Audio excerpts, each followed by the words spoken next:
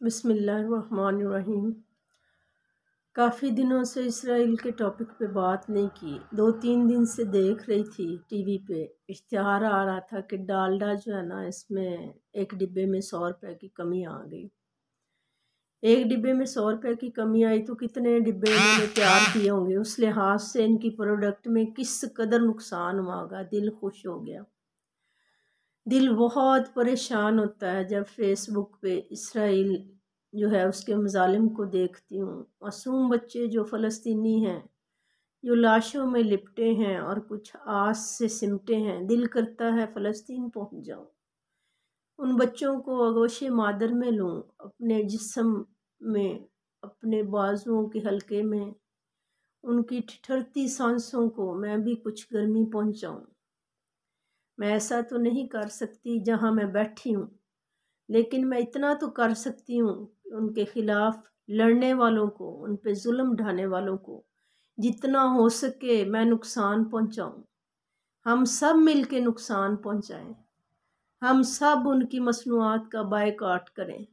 جہاں پہ یہ اشتہار آتا تھا کہ جہاں مامتا وہاں ڈالڈا، آج میں کہتی ہوں جہاں مامتا وہاں نہیں ڈالڈا، ڈالڈا کا کراس کریں۔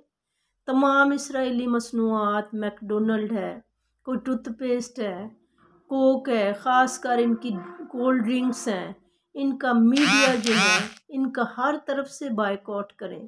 جب ان کے پاس پیسہ ہی نہیں بچے گا، کہاں سے بنائیں گے وہ ٹینک جو ہمارے مظلوموں کے سروں کو کچل رہے ہیں؟ اگر ہماری حکومتیں سوئی ہوئی ہیں، ان میں ایمان کی کمی ہے، جذبے کی کمی ہے، یا آسائشوں کی، یا کچھ ہتھیاروں کی، تو ہمارے پاس ایک سوچ ہے۔ سب سے بڑا ہتھیار وہ انسان کی تھنکنگ پاور ہے۔ ہمیں انہیں نقصان دینا ہی ہے، ہمیں انہیں ختم کرنا ہے، ہمیں ان کی مصنوعات کو ان کی فیکٹریوں میں پڑے ہوئے گلنے سڑنے پہ مجبور کرنا ہے۔ جس طرح سے ڈالڈا میں 100 روپے کی کمی آئی ہے، ان کی لاکھوں کروڑوں کا نقصان ہوگا، ان کی مصنوعات گھروں میں دھری کی دھری رہ جائیں گی۔ آؤ سب بیٹیاں، سب مائیں، سب بہنیں، سب مسلمان عورتیں ان شہیدوں کے خون کے قطرے کی قسم کھائیں، شہداء کی شہادت کی لاج رکھیں۔ ہم ان کا بائیکاٹ کریں، مضبوط بائیکاٹ۔ کسی گھر میں کوئی کولڈ ڈرنک نہ آئے، اگر آئے تو اس کو گرا دیں۔ آپ پیسے کی پرواہ نہ کریں، آپ اپنا ایمان بچا لیں۔ یہ جہاد ہے، یہ ایک معاشی جہاد ہے۔